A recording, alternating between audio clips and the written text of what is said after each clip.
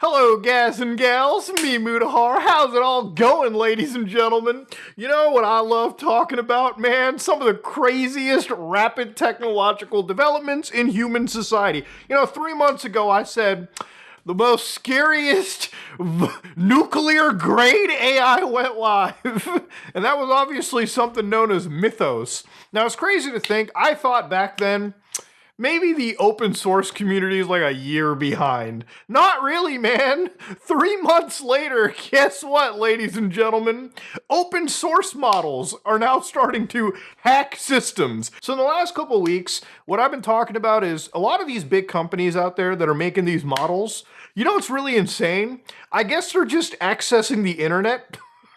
Because they let them access the internet. A lot of these hacks that have been happening are not crazy hacks. And the reality of it is that, I feel like a bit of this is advertising. Anytime these big companies say, our model's so scary, it started hacking everyone. And then you actually read the papers and you look into the logs, and then it's usually because wherever they're testing this model, the internet, the computer, the sandbox they're using had internet connection by access. So the model, being too fucking stupid to realize, whoa, I'm in reality land, thinks everything is a simulation. So it starts using its vast array of intellect against the entire internet, thinking that it's living in the world of the Matrix, okay?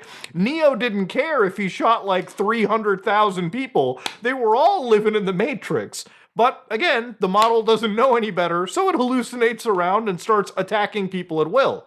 It's interesting that if you kind of think about it, the fucking cops would have come on your ass for autonomously hacking things. But I guess now it's just sort of an advertising vector. Long gone are the days of Dade Murphy being kept off a computer till the age of 18. So one of these cybersecurity firms were testing Kimi K3 in this isolated environment, right? And of course, ultimately, the model accessed the external internet.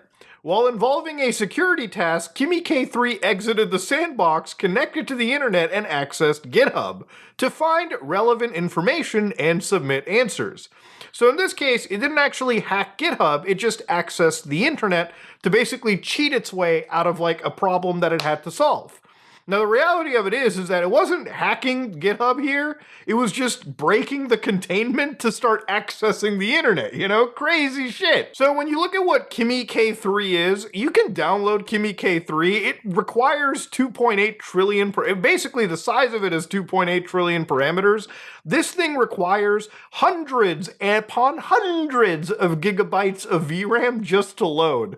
So unless you got like $500,000 or like, honestly, like $1 million or more sitting around worth of hardware, you're not running this. But 1.4 million people have downloaded this, and, I would imagine some of these are enthusiasts, some of these are incredibly rich people, but a vast majority of these people are probably just other big companies. My buddy who works at Amazon told me that they actually have, like, their own internal AI chatbot, and I would imagine that it probably runs off of something similar to this, because they have the capacity to download larger models and actually deploy and scale them, right? Especially in their own data centers. But of course, hackers, if they have relevant hardware, and I would imagine some criminal entities that make millions upon millions of dollars breaking the law, can probably download this and use this for cyber warfare capabilities. This is one of those scary cases where ultimately in the end, a lot of these big banks were kind of scared of. Like, there were actual financiers, bankers, that when they heard of things like Mythos, they're like, guys, we can be fucked, okay? Because our banks can be exploited. Hackers can come into our banks and goatsy us and take the money.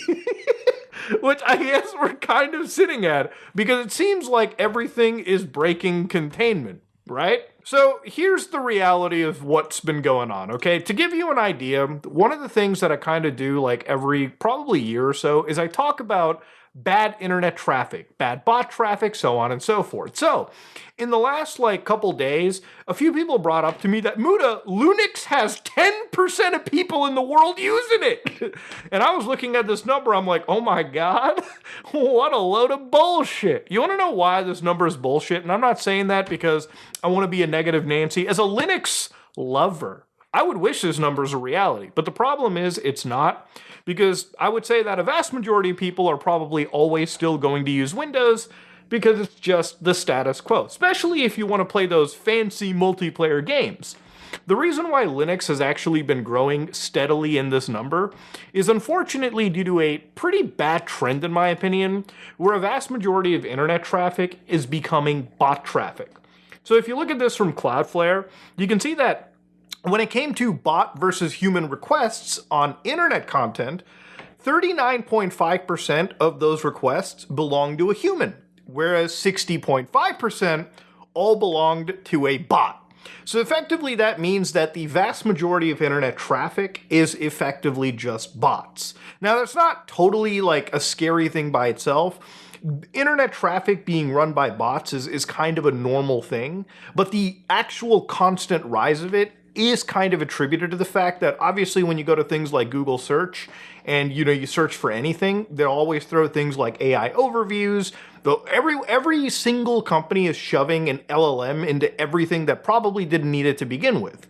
So when you search on most internet browsers, whether it be Google, Brave, DuckDuckGo, some of these have options to disable AI slop. But a lot of these AI companies or a lot of these overviews basically do internet requests as you search, and they ping hundreds of pages and they rip information out of them simply to hallucinate them back to you in these overviews.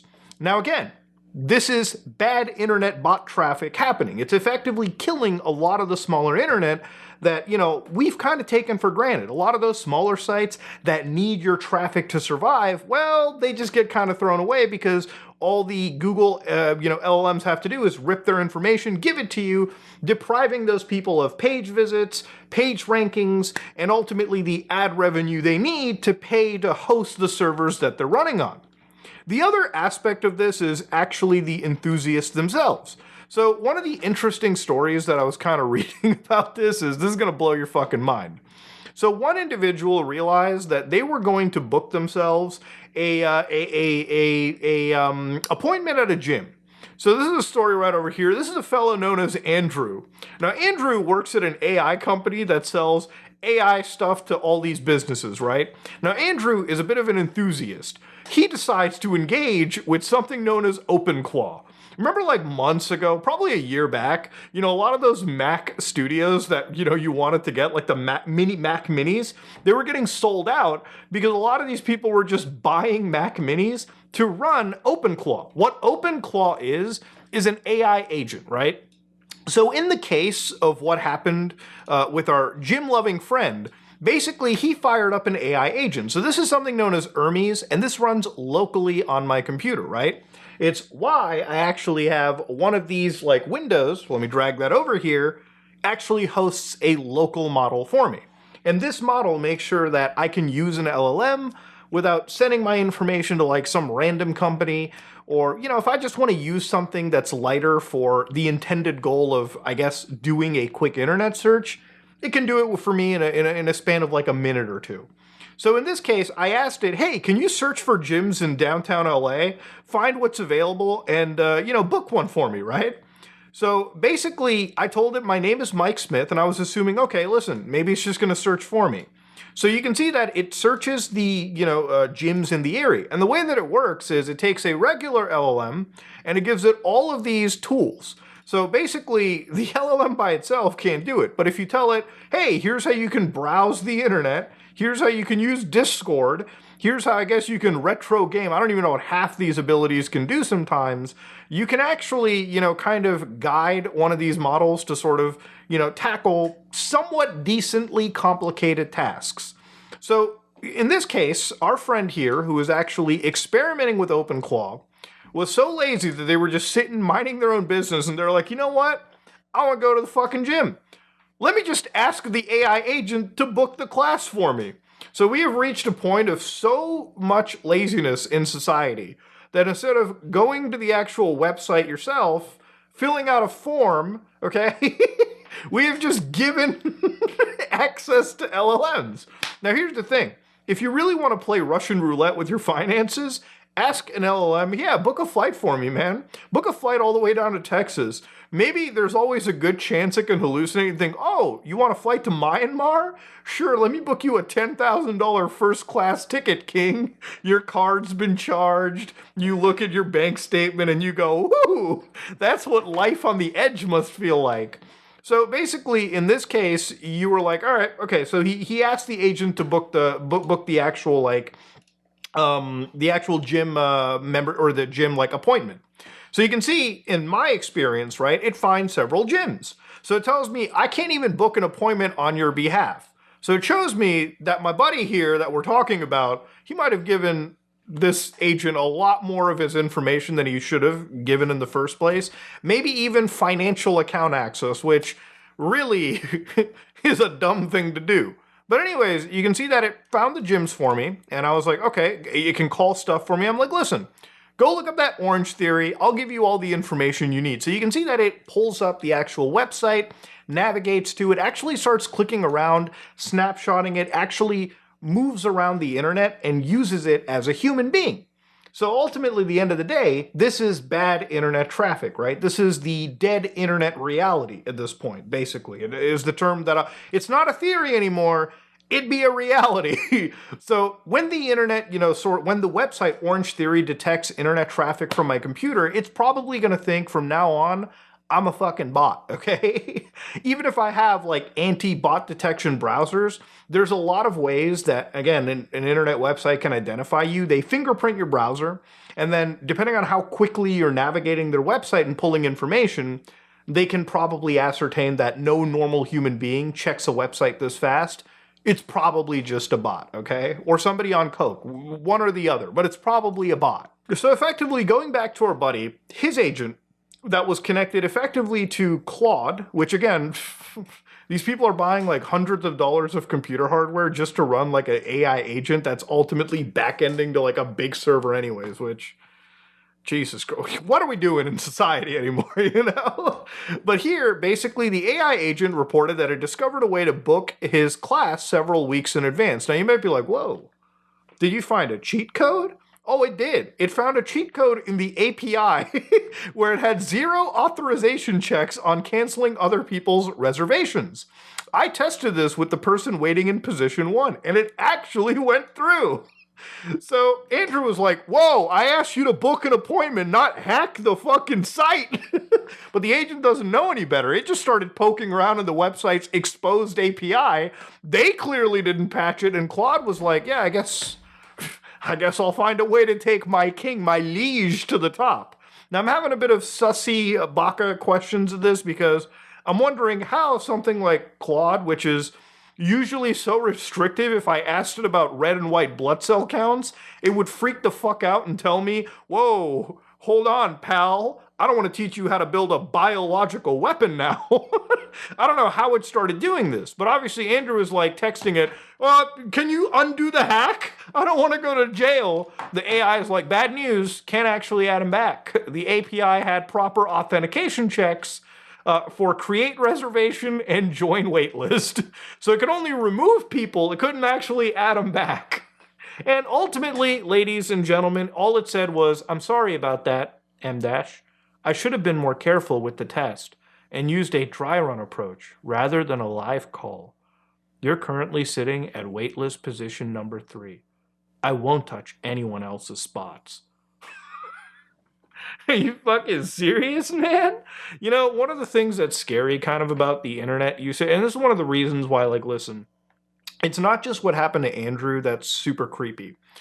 The reality of it is that most social media websites that you go to, whether it be Twitter or Facebook, Threads, YouTube, any of these websites, the agents have kind of been so ubiquitous that a lot of people are starting to use them. Sometimes I look at the YouTube comment sections for any video, not just mine, and I think, is there even a real human being in here? Or has an AI agent just come to the video, looked at the YouTube transcript, parsed and understood it, and then responded accordingly to that transcript? Or is it even a real human being? It's getting difficult day by day to tell who is a real person and what is an agent browsing the internet. And in some cases, let's say that you have something exposed to the internet, which I tend to keep my stuff, anything public facing from my home server to like the world, I usually watch through my own like firewalls and like the only use case for any agent for me is just generally keeping a watchful eye on the logs and internet traffic. Anything erratic or something that doesn't make sense,